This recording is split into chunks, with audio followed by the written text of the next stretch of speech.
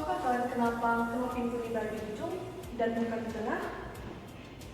Untuk menjawab masalah ini, mari kita belajar mengenai momen gaya.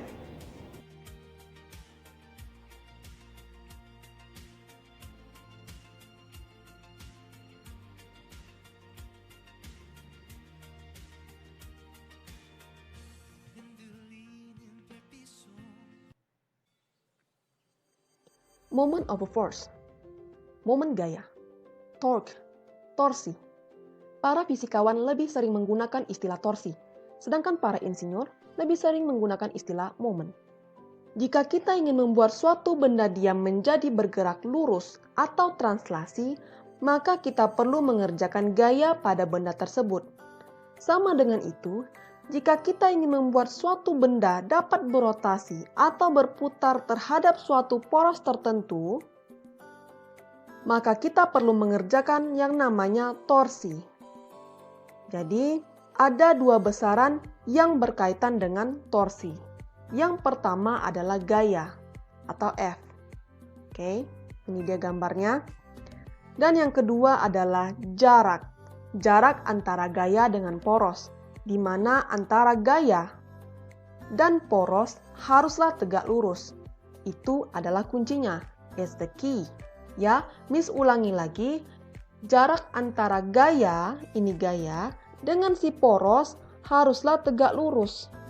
Lihat, harus tegak lurus ya. Maka, rumus torsi adalah gaya dikali dengan D. Maka, rumus torsi adalah F dikali dengan D. Oke? Torsi merupakan besaran vektor, sehingga dia bisa mempunyai nilai dan arah. Jadi, arah di sini juga diperhitungkan ya, di mana torsi dapat bernilai negatif jika benda tersebut berputar searah dengan arah putar jarum jam, dan bernilai positif jika benda berputar berlawanan arah dengan arah putar jarum jam. Pahami ya? Tentukan torsi untuk masing-masing gambar ini. Ya, bisa dilihat jika diketahui F-nya adalah 2 Newton, sama semua ya nilainya, D-nya 10 meter, dan alfanya adalah 30 derajat. Di mana titik O adalah sebagai poros putar. Ini porosnya ya. Oke. Untuk gambar pertama, penyelesaiannya adalah pertama kita lihat dulu antara F dan O sudah saling tegak lurus kan? Ya, bisa dilihat ya ini tegak lurus ya. Ini O, di sini F-nya sudah tegak lurus seperti ini ya, ini. Ada bentuk L, dia itu tegak lurus artinya. Oke. Yang kedua, baru kita gunakan rumusnya di mana torsi adalah F dikali D. Masukinlah angkanya dan hasilnya adalah 20 Newton meter. Kenapa di sini ada minus? Oke, perhatikan dulu. Lihat arah F dan O. Oke. Lihat pointer Miss ya. Lihat sini. Ya. Ini searah atau berlawanan jarum jam. Searah dengan jarum jam, maka nilai torsinya adalah minus 20 Newton meter. Sama untuk nomor 2. Di mana nomor 2, F dan O-nya sudah saling tegak lurus ya. Sudah bisa kita bentuk L di sini ya. Dah. Kemudian masukin lagi angkanya. Dan hasilnya adalah plus 20 Newton meter. Oke, tanda plus ini datang dari mana? Dia di sini F-nya. Arah F-nya itu gimana? Arah si F yang dilihat. Tanda panahnya. Berarti dia begini. Kalau seperti ini maka dia berlawanan dengan arah jarum jam. Nah, jadi nilainya adalah positif. Oke. Untuk yang nomor 3, lihat gambarnya. Antara F dan O titik poros ini sudah tegak lurus belum? Belum ya, karena F-nya ini mereng. Gimana cara membuatnya? Seperti biasa, fisika ini kita banyak berimajinasi. Artinya imajinasinya kita tuangkan pada gambar. Ya, untuk dia tegak lurus, Maka seperti ini kita buat. Ini nilainya adalah F sin alfa. Tahu kenapa F sin alfa? Ini sebenarnya sudah kita pelajari di kelas 10 ya. Oke.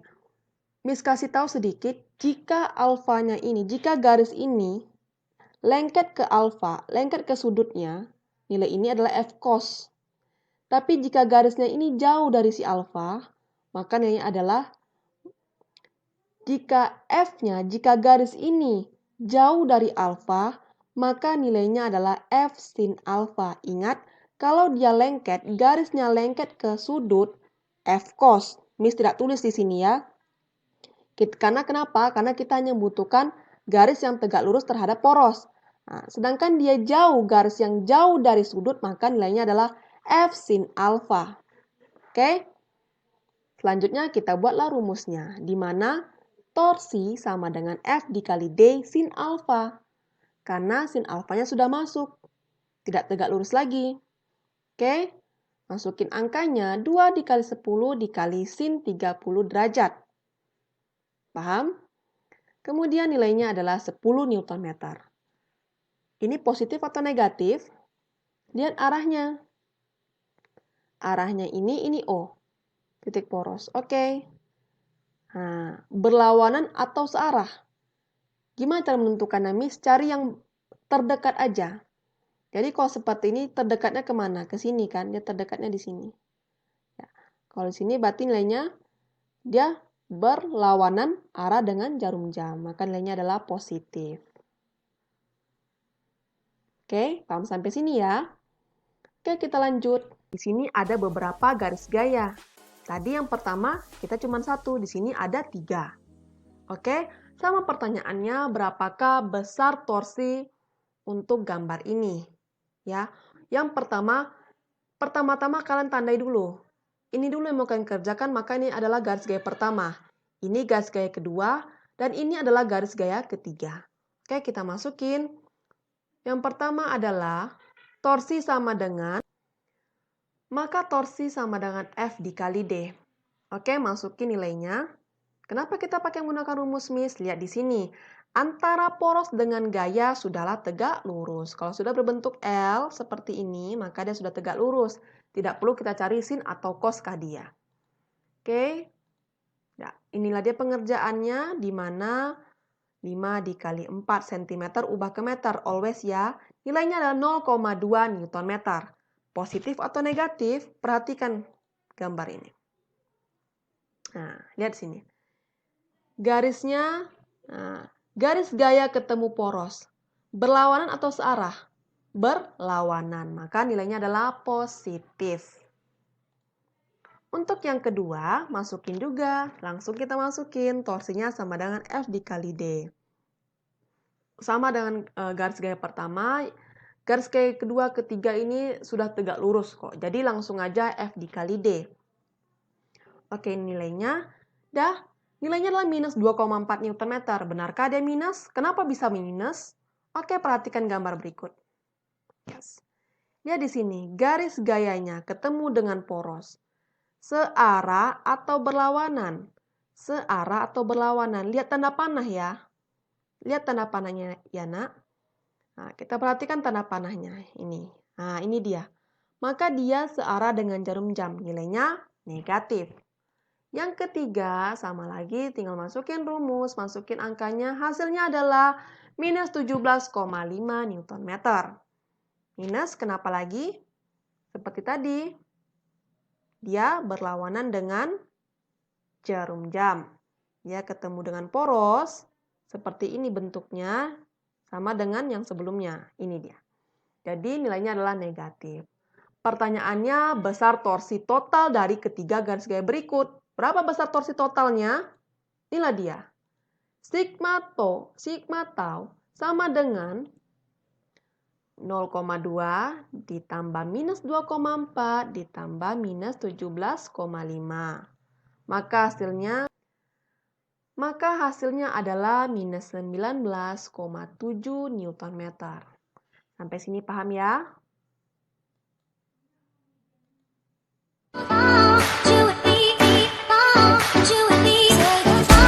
Wah, dengan panjangnya R, di mana titik P ini merupakan titik poros rotasi.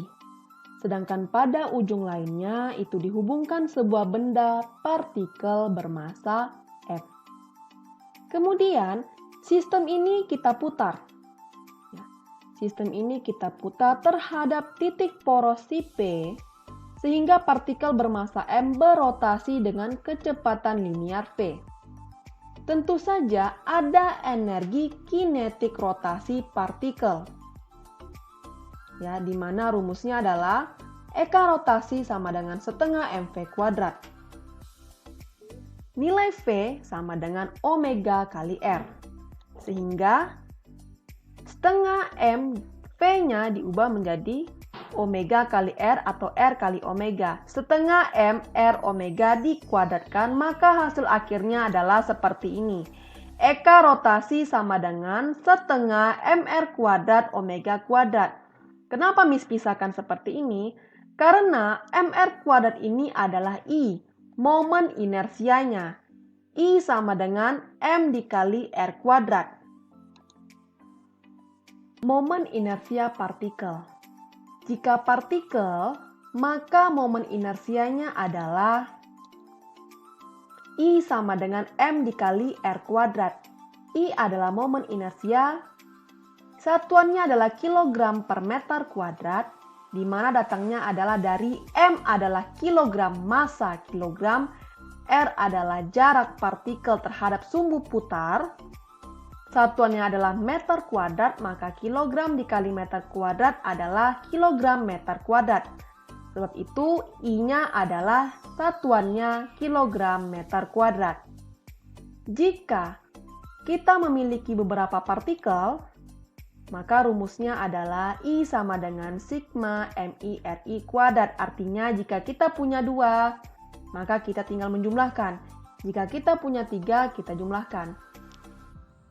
Perhatikan, di sini momen inersia tidak memperhatikan arah, maka nilainya harus positif, tidak ada lagi nilai negatifnya. Oke? Ini gambarnya. Ini sumbu Y, ini sumbu X-nya. Dah. Pertanyaannya, berapakah besar momen inersia sistem jika sistem tersebut diputar? A. Sumbu X, B. Sumbu Y. Oke, kuncinya adalah jika sumbu X, maka kita anggap X ini adalah porosnya. Kita anggap X ini adalah batangnya. Maka X tidaklah berputar. Yang berputar adalah sumbu Y. Tahu ya, sudah bisa kita imajinasikan ya, ini yang berputar. Ini yang sebagai batang, ini yang berputar dia. Oke, maka nilainya adalah I sama dengan MR kuadrat. M apa yang kita gunakan? M untuk sumbu Y. 2M. R-nya jarak massa ini ke poros. Jarak massa 2M ke poros adalah A. Maka R-nya diganti dengan A. Nilainya adalah I sama dengan 2MA kuadrat kilogram per meter kuadrat. Untuk pertanyaan selanjutnya adalah, coba kalian cari berapakah momen inersia pada sumbu Y. Di mana jawabannya adalah 7MA kuadrat kilogram per meter kuadrat. Oke, buktikan beserta rumusnya dan caranya ya. Untuk gambar ini adalah momen inersia benda tegar dengan massa terdistribusi kontinu.